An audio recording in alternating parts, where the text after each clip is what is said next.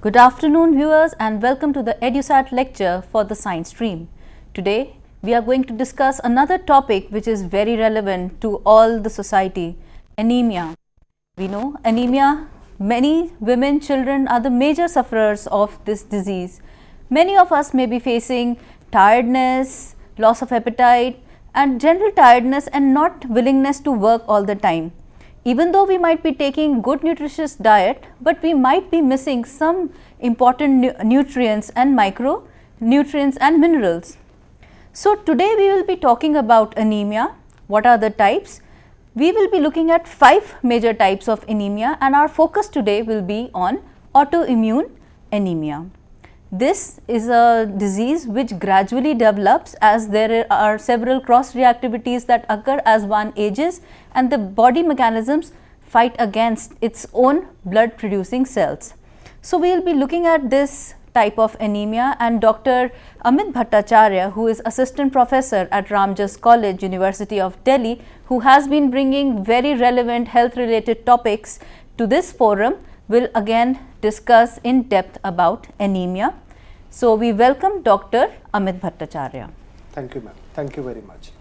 Good afternoon, dear viewers. Today in this part of this lecture, I will be talking about the autoimmune hemolytic anemia. Before starting this autoimmune hemolytic anemia, let me focus upon what exactly anemia is, what are the various types of anemia, what are the various symptoms, the treatment regimes which are available for various types of anemia, and then subsequently I will go into the autoimmune hemolytic anemia, which is one of the life-threatening anemia which is caused in the women and the children, and why exactly these things happen and what are the treatment regimes which are available. So what exactly anemia is? So anemia is nothing but when the red blood cells, the carrying capacity, the oxygen carrying capacity of the red blood cells is insufficient to meet the physiological need, which can vary by age, sex, altitudes, pregnancy status and the other status. So the iron deficiency has been thought as one of the most common cause of anemia globally. Apart from that,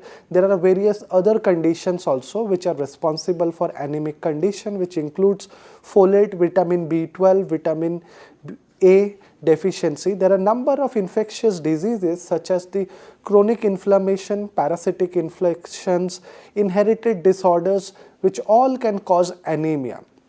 There are different symptoms which are associated with the anemia, which includes fatigueness, weakness, dizziness, drowsiness, etc. And pregnant women and children are particularly vulnerable to malaria anemic condition. So anemia is one of the most serious and globally recognized public health problem which has affected about 800 million children and women across the globe. So you can just imagine the amount of people who are being affected by this anemic condition. Of these, a majority of them are localized into the developing part of the countries, while 30 to 40% are from the industrialized or the developed part of the countries. Now, in one of the latest report which has been released by WHO, which gives us the global prevalence of anemia in 2011, which is published by WHO in the year 2015, gives us an estimate that about 800 women across the globe are affected by anemia, which includes 273 million children, 496 million non-pregnant women, 32 million pregnant women who are being affected by this anemia condition. Of all these anemic conditions, the majority of the conditions are found in the WHO African region, Southeast Asian region and Western Pacific region. So these are the 3 major areas across the globe where the most of the anemic conditions or the anemia cases are being reported. While the WHO European region constitutes only 18 to 23% of population covered under this survey data.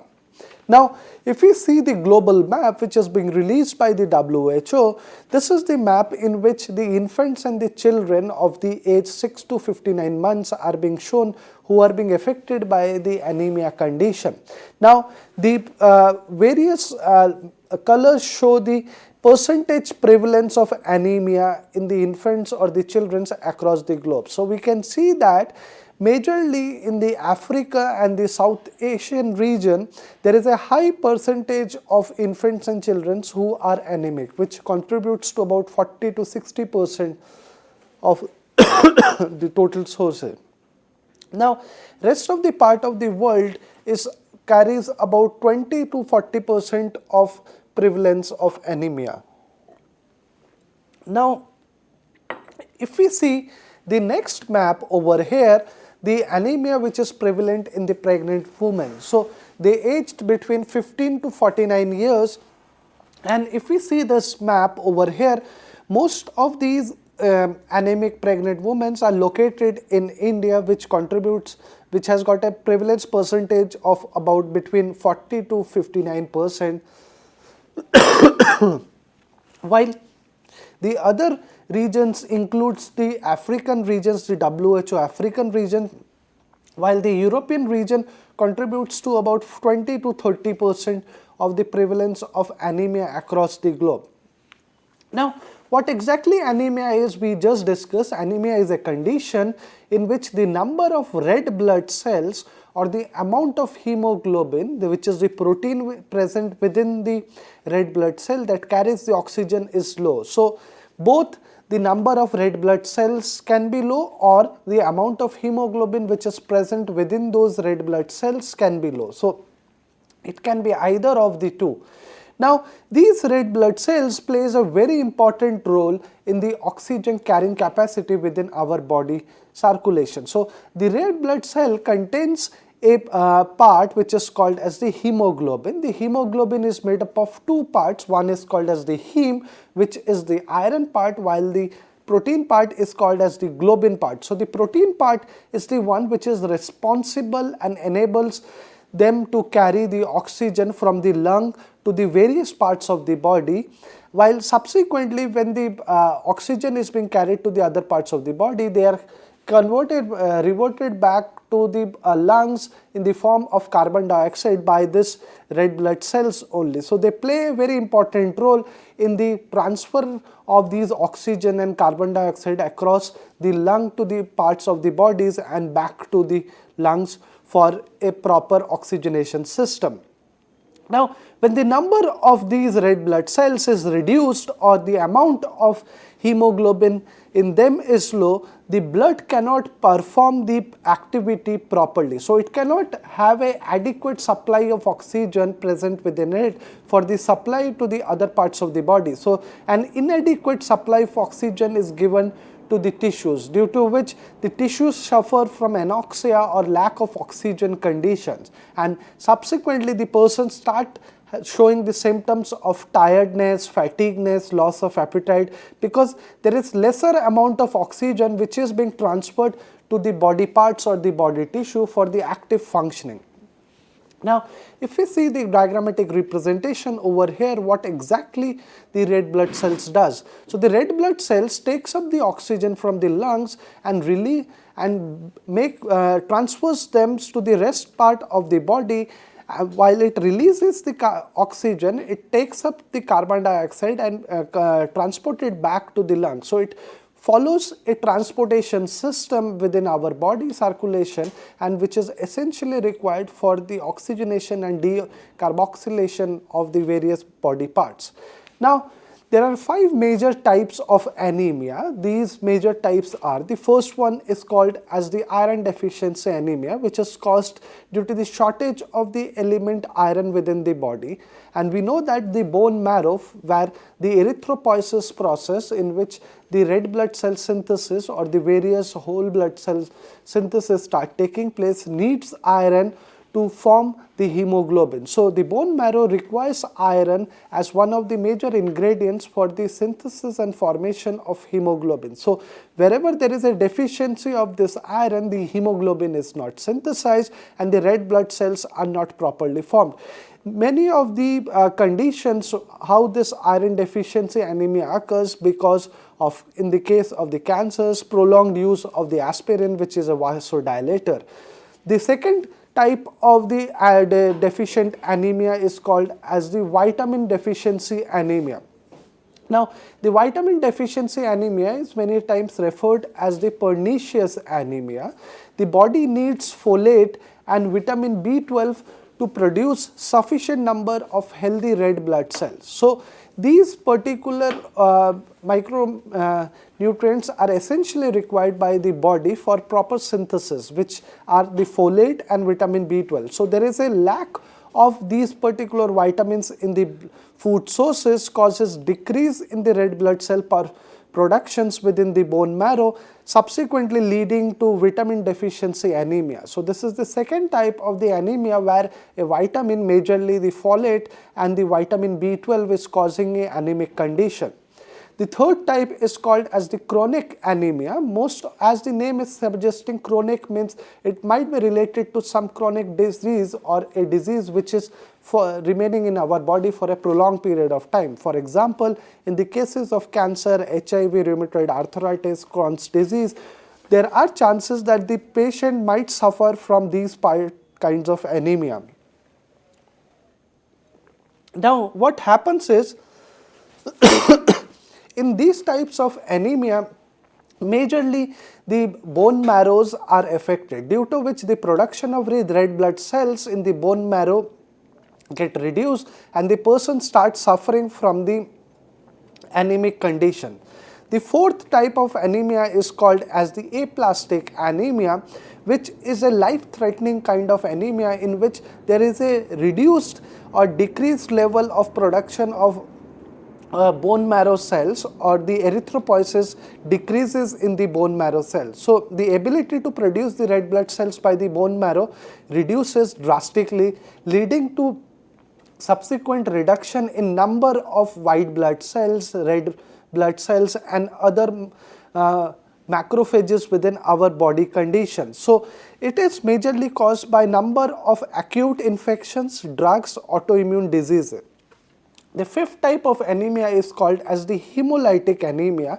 As the name is suggesting, hemolytic means there is a lysis of the heme cell, so which is the red blood cells. So, the red blood cells lies down because of, in the case of this type of anemia. So, this is a group of anemia which develops when the red blood cells are destroyed majorly by the hemolysis process, and by a faster rate than they are produced in the bone marrow cells by the process of erythropoiesis. So, the production rate is much slower while the destruction rate is much higher, due to which the person get into a condition which is called as the hemolytic anemia. There are certain blood diseases which causes such kind of hemolytic anemia, and one of the hemolytic anemia we will be discussing in the subsequent slides. Now, what are the various risk factors which are involved and which causes this anemic condition? So, there are number of risk factors which are involved. One of them is the high blood pressure. Diabetic conditions are also responsible. Chronic renal infections are one of the most important problems which are causing anemic conditions, because kidney produces a protein which is called as the erythropoietin. So, this erythropoietin plays a very important role in the formation and maturation of the red blood cells within the bone marrow cells. So, if the kidney doesn't produces this protein which is called the erythropoietin, there won't be a proper formation and maturation of the red blood cells in the bone marrow, and there will be a lack of red blood cells within the blood circulation, and subsequently the person or the patient will start suffering or showing the anemic condition. There are a number of ethnic minority groups who also suffer from these anemic conditions, while the last one is the cardiovascular diseases which contribute to a large extent of anemic cases. Sorry. So, if we see the map over here, this is a map which is being released by WHO, which shows the causes of anemia, the various major important causes of anemia region wise. So, the WHO has divided the world into 6 major regions. So, we can see that in all of these regions, the relatively highly important cause is the iron deficiency, while the other cause are the malaria, hookworm, infections, high fertility, and HIV and AIDS. Of these, the iron deficiency is one of the most important causes of anemia in the sub-Saharan African, Southeast Asian region, North Africa, America, Central Asia, Western Pacific region. So all these regions are majorly affected because of anemia due to the iron deficiency, and subsequently the other reasons are the malaria and the other infection conditions. Now, there are different sources who gives different concentration of hemoglobin as the blood in the blood of adult men and women as the lower limit for the anemic condition. So the WHO limits for the men is 13 gram per deciliter, while for the woman is 12 gram per deciliter. While there are different sources which gives various levels of these things, which includes like Jandal, which is 14.2 and 12.2 for men and women respectively, while in the Williams paper it is given 14 and 12.3 respectively. So all these values varies because of the sample sizes. Most of the studies which have been done by these scientists varies in their sample sizes, but across the globe and worldwide, most of the research labs and the laboratories follow the WHO rule, which says that any man who is having a hemoglobin concentration below 13 is regarded as an anemic person, while in the case of the woman, a 12 gram per deciliter mark is regarded as the borderline for the anemic cases. Now, the map over here is showing the grading of anemia, which is being done by the WHO. So, the WHO says that anything below 11 is a anemic condition. So, 10 to 11, if a person is having a hemoglobin between 10 to 11, it is said as a mild anemic condition. If the person is having a hemoglobin concentration from 8 to 9.5, then it is regarded as a moderate anemic condition. If a person is having a hemoglobin concentration from 6.5 to 8, it is regarded as a serious and severe anemic condition, while any hemoglobin of any patient below 6.5 is regarded as a life-threatening cases. So this is the grading which the WHO has come up to regard them the various phases of anemic and in which category the patient is suffering into, and depending upon the conditions, the drug regimes and the food, the diet nutrients are changed accordingly. Now, before going into the various forms of the anemia, it's very essential to know what exactly is a hemogram or a blood picture.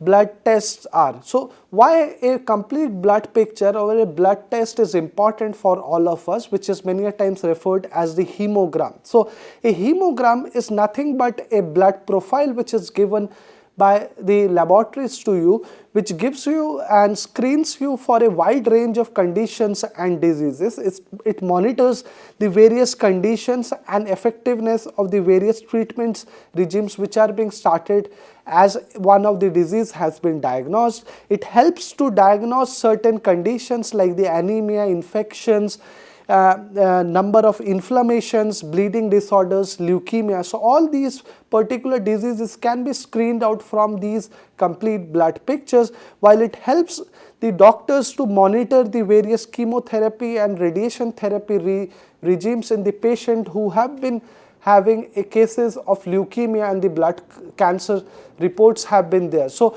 all these things are very important to locate how the patient is getting the treatment correctly and how he is behaving well with the doses of the drugs as the drug regimes are being started. Now, before going into what are the various anemia, we should know some of the blood cell indices or the quantitative classifications before going into the majority of the blood cases. So, The first one is called as the hematocrit. What exactly a hematocrit? We just discussed about the hemoglobin. Then in the blood cell indices, there are number of parameters which are there, and finally reticulocytes. So knowing all these things are very important, because many a times we go for a blood test but we don't know exactly what these blood tests are showing to us. So it's very essential for us to categorize what exactly these tests are and what indication they are giving through these blood test profiles. Now, as we go to the blood test, the whole bloods are taken out. So that whole blood is actually made up of three major components. The first one is called as the red blood cells, which is called as the packed cells. Then comes the Duffy coat, which is many a times referred as the white blood cells, and the platelets. And then comes the plasma part, which contains the water, nutrients and various growth medium. So all these three parts combine to form a complete blood count. So as this complete blood count is checked, the person can be analyzed what kind of infections or what kind of disease condition this patient going into. So over here, if we see, a normal blood case has been shown in which the hematocrit is generally between 37 to 52% hematocrit. So of the whole blood, about 37 to 52% is the red blood cell. Then comes the Buffy coat. A small, very small part is the Buffy coat, which includes the white blood cells and the platelet. And then comes the plasma cells, which includes the water, proteins, nutrients, hormones, etc. Now, in the case of anemia, what happens is these packed red blood cells decreases. So there is a decrease of the hematocrit. So it's very essential that in the case of anemia, the hematocrit percentage decreases down. So immediately a person who is suffering from anemic condition, if he sees his blood report, it will be showing that in the hematocrit there is a drop of percentage in the hematocrit condition. While the plasma level increases. While in a case of another disease condition, which is called as the polycythemia, in which the production of the red blood cells increases drastically. So there is a elevated hematocrit percentage in the case of polycythemia. So we can compare the anemia where the percentage of the red blood cells is decreased down, so the percentage hematocrit is lower, while in the polycythemia, another blood related disorder where the red blood cell percentage increases and there is a elevated hematocrit.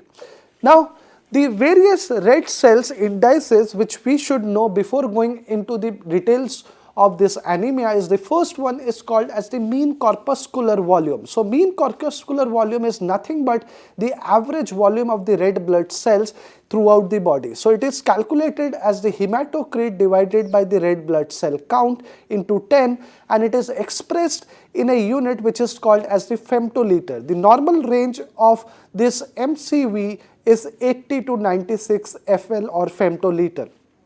The second one comes is the mean corpuscular hemoglobin, which is nothing but the average content of hemoglobin which is present in an average RBC. So it is directly proportional to the amount of hemoglobin and the red blood cell size of the person or the patient. So the MCH is calculated as hemoglobin divided by the red blood cells count into 10, and the normal range is 27 to 32 pg.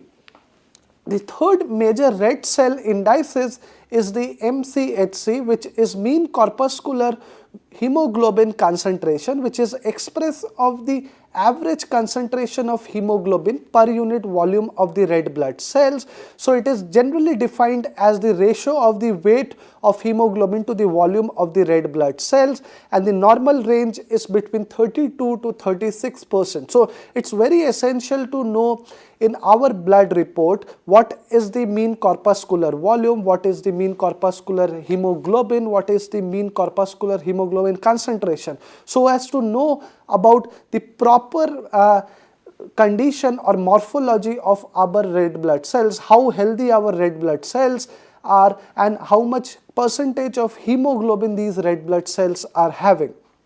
Now, another very important red cells index is the reticulocyte count. Nowadays, the doctors majorly check for the percentage of reticulocytes in the test or the blood test reports, because reticulocytes are nothing but a one-day immature red blood cells. So, as the red blood cells are maturing up in the bone marrow and subsequently are ready to get released into the blood circulation, they are released one day before in an immatured form, which is called as the reticulocyte. So, if we see the diagrammatic representation over here, the reticulocytes have been marked up. So, these reticulocytes remains in the blood circulation for one day only, after which they mature into the red blood cells, and these reticulocytes contains a small fragment of RNA or the genetic material within them also. Now, the reticulocytes percentage in the peripheral blood is a very important indication of how rapidly the red blood cells are being formed in the bone marrow cells, or it gives us the amount of erythropoiesis process which is taking place within the bone marrow. Erythropoiesis is a very important mechanism through which the red blood cells and the other white blood cells and the other immune system cells are synthesized within the bone marrow cell system. So, getting an indication about the erythropoiesis process, how well the erythropoiesis is taking place, is a very important mechanism, so that we can learn about how well our body circulation or the body system is functioning. Now, the reticulocytes over here, if we see, are being shown over here. The normal range for the reticulocytes in the male percentage, it is about 0.8 to 2.5%, while in the female it is 0.8 to 4.1%. So, which means that about 1 to 2 cells of the 100 RBC cells are a reticulocyte cell. So, there is a very small amount of reticulocytes which is present in a normal person. But if a person is going into a chronic infection or chronic disorder, the amount of reticulocytes increases drastically within the person. So, that is showing an indication that the erythropoiesis process is going for some kind of changes or some kind of mechanical processes are taking place. Now, the normal range reference values for the various things are, in the case of the red blood cells, in the case of the female, this is about 4.8 into 10 to the power 12 cells per liter of blood, while in the case of male it is 5.4 into 10 to the power 12 cells per liter. The hemoglobin is, in the female generally it should be 14, while in the male it should be 16. The hematocrit percentage in the case of the female is 42, while in the case of the male it is 47, while the reticulocytes should be somewhere between 0.5 to 2.5%, or should be about 50 to 100 per 10 to the power 9 liters of cells. The MCV should be 90 FL, MCH should be 29 pg, MCHC should be 34 gram per deciliter, while the RWD, which is the red blood cell density width, which is also a very important parameter for checking the red blood cells, morphology percentage should be about 11.5 to 14.5%. Now, what are the various anemic symptoms which the person or the patient shows? The first one is the tiredness, weakness, there are pale skins, irregular heartbeats are also reported, shortness of breathing, chest pain, dizziness, cold hand and feet, and headache. So, all these adds to the anemic condition.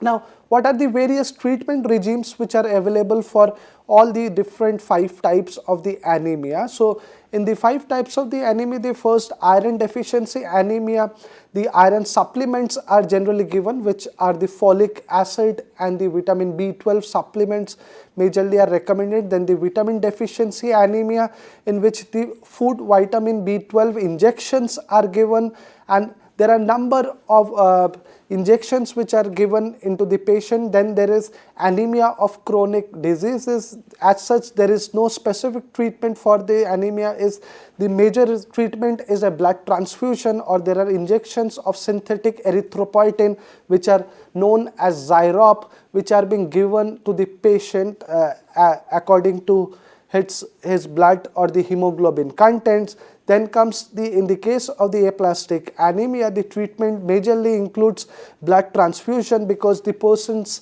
bone marrow cells have been affected. So it's there are very less chances that the bone marrow cells can be revived back. So the person has to go for a bone marrow transfusion, or the blood transfusions are generally recommended. Then comes the hemolytic anemia, which depends upon the severity of the anemia. The blood transfusions or plasmapheresis are generally done, and number of blood filtering processes are also done so that the destructing auto-antibodies from the blood circulations are removed from the circulations. Now, the anemic home remedies there are various remedies like taking up the beetroot, spinach, anar, dates, apples, bananas. So all these are the home remedies which are generally recommended by the doctors also, so that because they contains a high level of folic acid, vitamin B12 and the other nutrients, iron, which are essentially required for boosting up the process of erythropoiesis and the maturation and growth of the red blood cells. Now, let's come into the autoimmune hemolytic disorder. The autoimmune hemolytic disorder is a very rare kind of anemia, but a very important hemolytic disorder.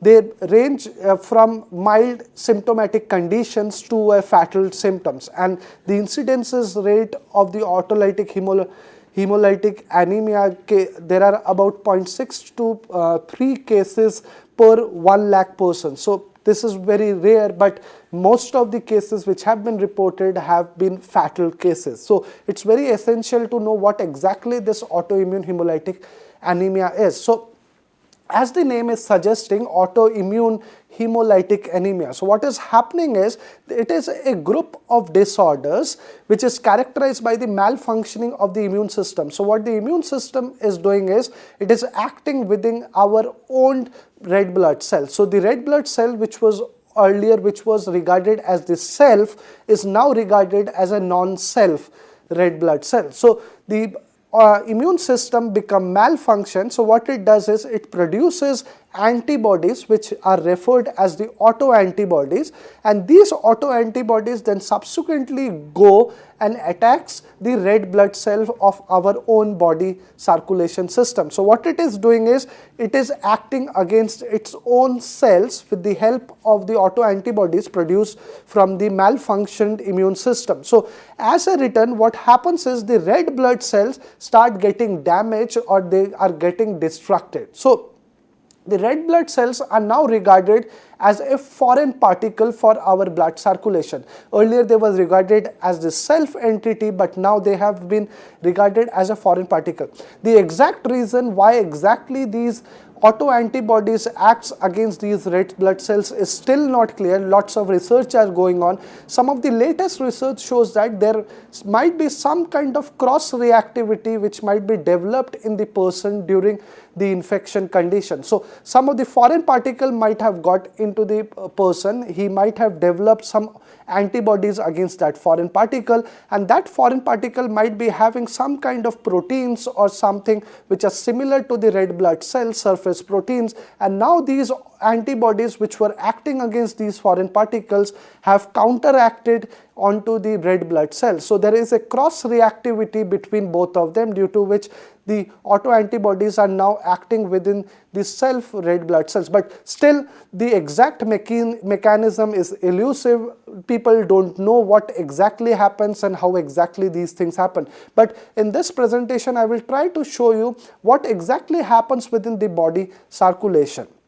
Now, the various symptoms of this autoimmune hemolytic anemia is just like the other anemic conditions. So the person suffers from tiredness, there is short of breath, paleness, there is abdominal discomfort, and which are done. So immediately the doctor recommends the blood test, and in the blood test there are a number of blood tests which are being done to detect whether the person is suffering from anemia, and in anemia what kind of anemia the person is suffering from. So it is very critical and essential to locate at the initial point what kind of anemia is, because this is an autoimmune reaction. So if the reaction is not stopped at the early level, the person might develop agglutination or the allergic reactions within his whole body, and it may become fatal also. So there are a number of drugs and the steroids which are available in the market to suppress the immune system and the treatment, which are a part of the treatment regime. Now, this kind of anemia can occur to any age group person. So but it majorly affects the women more often than the men. Now, now, half of the time, the cause of the autoimmune hemolytic anemia cannot be determined. So such kind of anemic conditions are called as the idiopathic autoimmune hemolytic anemia condition. There are a number of other infections which also causes these anemic conditions, like the systemic lupus erythematosus, and there are a number of drugs such as the penicillin which have been also reported to cause such kind of autoimmune hemolytic anemia.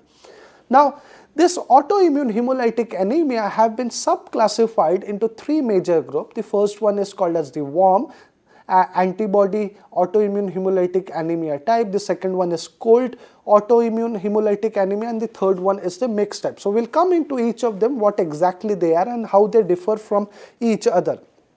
Now, the warm antibody hemolytic anemia and the cold antibody hemolytic anemia is basically because the antibodies which are produced within our body, they destroy the red blood cells at a temperature equal to the or excess to the normal blood temperature. Then such kind of condition is called as the warm antibody hemolytic anemia. So the temperature is warmer than the normal body temperature. So that condition is called as the warm antibody hemolytic anemia condition.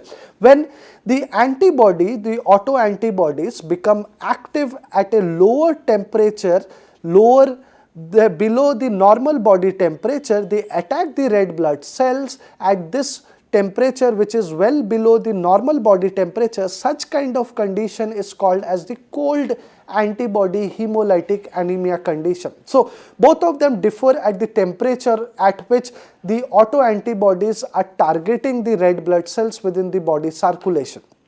Now, if we take up the first case, which is the warm antibody autoimmune hemolytic anemia, the antibody which is involved commonly is called as the immunoglobulin G type. So the immunoglobulin G type, it attaches itself to the red blood cell, which is shown in the schematic representation over here at a temperature which is about 37 or a higher temperature. As this immunoglobulin get attached to the red blood cell, what happens is they are immediately recognized by the circulating macrophages which circulates in the blood circulation.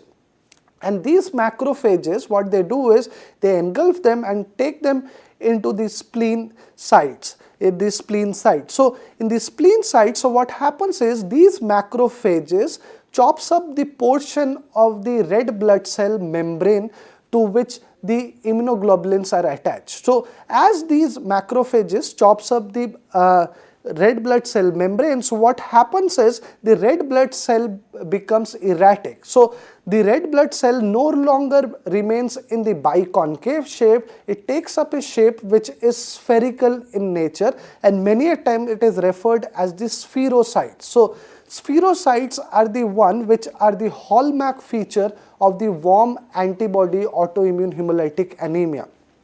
Now, if we see the diagrammatic representation over here, the diagram shows, the arrow shows the red blood cells which have been chopped up by the macrophages in the spleens. So we can see the red blood cells, instead of the normal biconcave shape, it has gone into a spherical kind of shape by the chopping off. So these red blood cells now become ineffective in the transportation of the oxygen and the other molecules. Now the various treatment regimes for this warm type of hemolytic anemia includes the various drug regimes which are given at the various lines. The first line includes the prednisone and folic acid doses which are given. Subsequently, in the second line comes is the rituximab, and the splenectomy is done many a times if the person is not treated with these drugs. And the third line of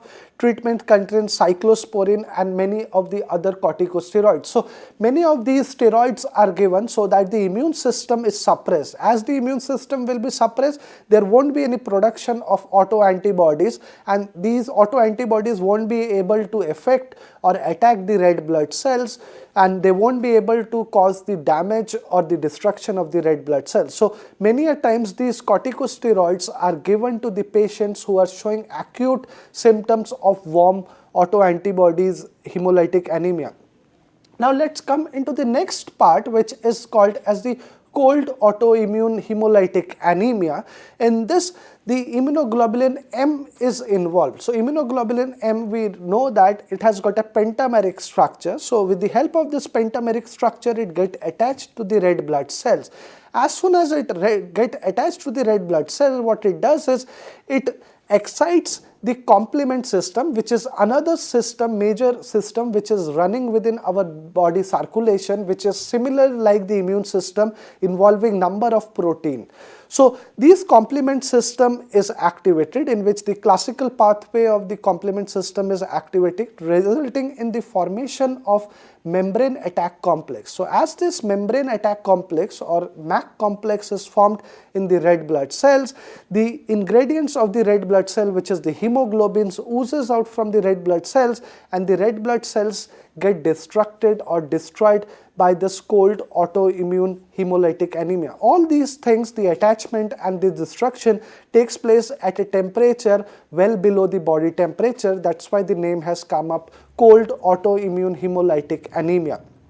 Now, there are also different drugs which are available, but the drugs are very limited in the case of autoimmune hemolytic anemia, which the first line includes the rituximab, folic acid, and the patients are generally given the infusion of warm products or warm salines are given so that the temperature increases up and there is no autoantibody attachment to the red blood cell. The second line includes the rituximab. Then there are different drugs which comes up in the third line also. Now, the third type is called as a mixed type. So the mixed type, is a rare type of autoimmune hemolytic anemia. Only 5% of the autoimmune hemolytic anemia are of mixed type, and this is one of the recent reports which have been shown up in India. So one of the girl of the age 12 years has shown a very characteristic and peculiar type of blood agglutination within the blood slide. So subsequently it was deciphered out that the girl was suffering from a mixed type of autoimmune hemolytic anemia. I will show you some of the pictures of the blood slide. So if we see the blood smear made from the girl's whole blood, we can see that there are clumping or agglutination of the red blood cells which is taking place. So this agglutination is taking place with the help of the immunoglobulin or the autoantibodies. So there are autoantibodies which are present within the body circulation. So what it is doing is, it is agglutinating the cells, the red blood cells, to one another, and there is clumping, due to which the girl was showing number of symptoms like the tiredness, shortness in the breath, loss of appetite, pale look. So what the scientists did is, they did very interesting thing. What they did is, they just warmed the slide on which the blood smear was made, and they found interestingly that all the red blood cells have separated in that slide. So that gave them the idea that yes, the girl is suffering from a mixed type where the both cold and the warm type are there. Now there are various diagnosis of a hemolytic anemia which the doctors generally look for is, first, the red blood cell lifespan decreases some. So most of the person who suffer from the hemolytic anemia, they show that the red blood cells lifespan is between 100 to 90 days only. Now there are structural changes which takes place in the red blood cells. As I told you that the macrophages or in the spleen, there are spherocytes which are being formed. Now there are number of acute cases which have been reported, which are majorly in the intravascular hemolysis cases. Now, what exactly are the laboratory features of autoimmune hemolytic anemia which the laboratory people look for is there is a reduced hemoglobin which can be seen, there is a increased level of MCV which is mean corpuscular volume, the reticulocyte counts also increases, then the serum LDH which is lactate dehydrogenase, one of the enzyme which is released by the bursting out of the red blood cells also increases. Then the bilirubin which is in the form of the unconjugated bilirubin also increases up. So there are number of tests which we will come into, what are the tests which are available for checking up these things. So we can see from this slide picture the agglutination cells which are there from the autoimmune hemolytic disorder patient's sample. So we can see spontaneous agglutination of the red blood cells. So the red blood cells are clumped to one another. Then there is increased reticulocyte count which can be seen. So generally the reticulocytes remain between 0.8 to 2.5%, but over here if we can see there are number and a huge increase in the reticulocyte count. Now the third major feature which the laboratory technicians look for is the spherocytes. So spherocytes we just discussed is the red blood cells when they are taken into the spleen, they are being chopped up, so they no longer remain in the biconcave shape but they take up the shape of a RBC. So we can see a diagram representation over here in which a macrophage can be seen chopping up a red blood cell into a spherocyte. So this is the third feature which the laboratory diagnostician looks for. Subsequently, there are other features also which includes the neutrophil erythrophagocytosis, in which the neutrophil shows the phagocytosis of the red blood cells, but this is a very rare phenomena. Now, there are various tests which are available in the market. The various tests for the autoimmune hemolytic disorder. The first important test is the direct anti-globulin test, which is many a times regarded as the DAT test, which gives us a proper confirmation that yes, the person is suffering from autoimmune hemolytic disorder. Then subsequently the lactate dehydrogenase can be checked, which is increased in the case of the hemolytic anemia. Reticulocytes also increases, while the indirect bilirubin also gets increases. Now the first test, which is the test which is very critical and essential for checking up the hemolytic anemia, is the Coombs test. It is named after the scientist Dr. Robert Coombs, who discovered the Coombs test. So this is a very preliminary test which gives us a confirmation that the person is having autoantibodies circulating within his blood circulation or not. So if a person is having autoimmune antibodies against the red blood cell, we can easily confirm yes, the person is suffering from autoimmune hemolytic disorder. So the tests have been classified into two major classes. One is called as the direct, the other one is called as an indirect test. Both the direct and indirect test detect the antibodies which stick up to the surface of the red blood cells. The only difference is in the direct test, we directly take the blood sample of the person and check for the presence of the antibodies, while in the indirect test, we look for the free flowing antibodies within his blood circulation. Now, first we take up the indirect Coombs test, which is shown over here. The patient's sample is taken up, the serum sample is then taken up. As the patient is suffering from autoimmune hemolytic disorder, there will be antibodies which will be present in his serum sample. To this serum sample, the red blood cells are added. As the red blood cells are added, these autoantibodies go and attaches to the surface of these red blood cells. To the attachment of these red blood cells, subsequently a secondary antibody is added, which is many a times referred as the Coombs antibody or anti-human IgG, which is added. So this secondary antibody helps in causing the agglutination of the red blood cells. So now the person's sample will be agglutinated, and if the person's sample is agglutinated, it shows that yes, the person is suffering from autoimmune hemolytic disorder. If there is no agglutination, then we can confirm that the serum sample was not having any autoantibodies. As there was no autoantibodies, there was no clumping or agglutination which occurred, and it is a negative test result. Now, the second test which are generally done is called as the direct Coombs test, or many times referred as the direct antiglobulin test. So, in this, the blood sample from the patient with the immune mediated hemolytic anemia is taken. So, the antibodies are shown over here, which are attached to the antibodies of the person's red blood cells. To this sample, the secondary antibody is added, which is known as the Coombs antibody or the anti-human IgG. Now, as the secondary antibody is added, it causes the agglutination, and a positive result gives us a clear indication that yes, the person is suffering from autoimmune hemolytic disorder, and subsequently the various drug treatment or the corticosteroid treatment regimes can start immediately.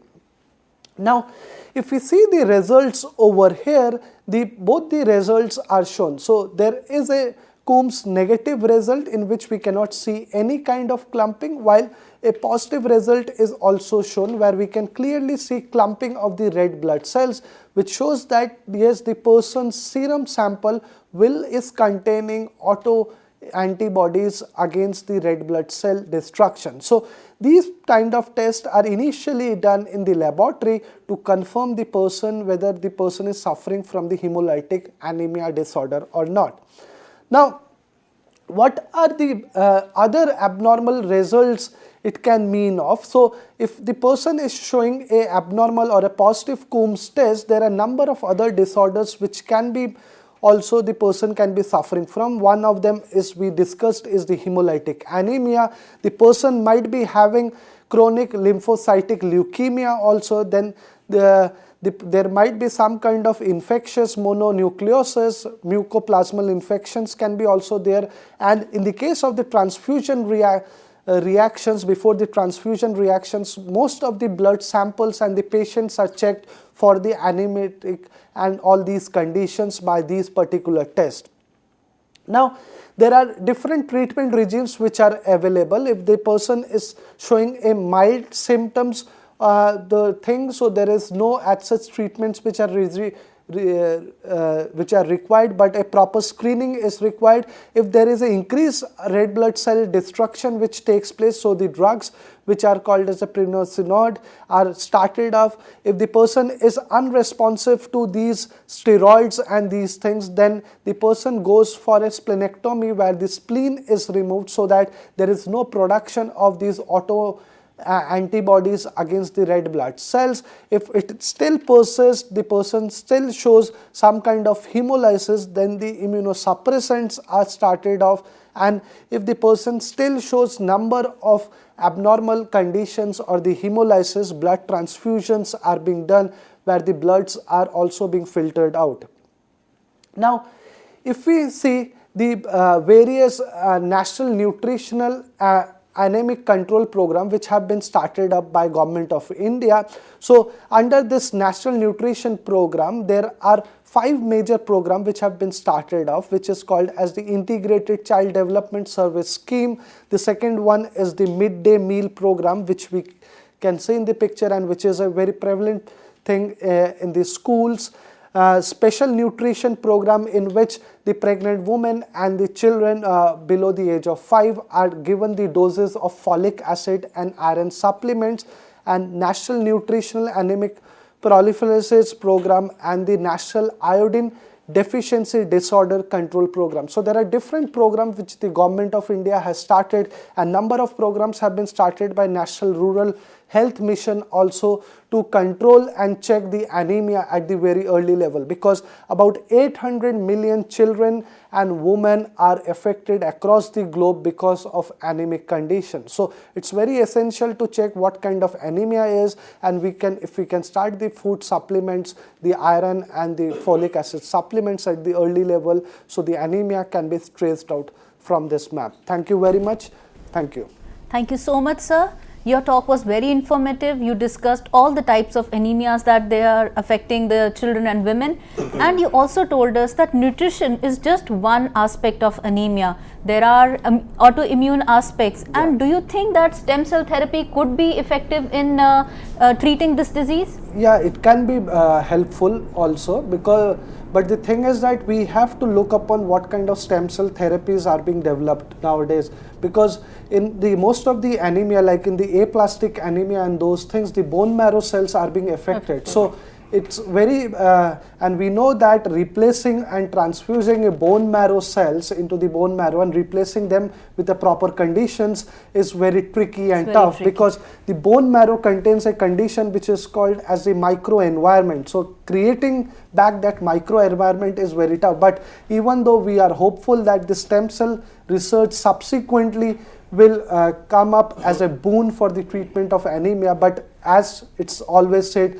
prevention is better than care. So if we can prevent it through proper food, meals and proper diets, the anemia conditions can be treated off. Thank you very much, sir. That was hopeful also, and we also understand that the government is also taking initiatives to prevent anemia in its population. So thank you very much, sir, for another very enlightening and informative talk. Thank you, viewers, for watching EduSat Science Stream lecture.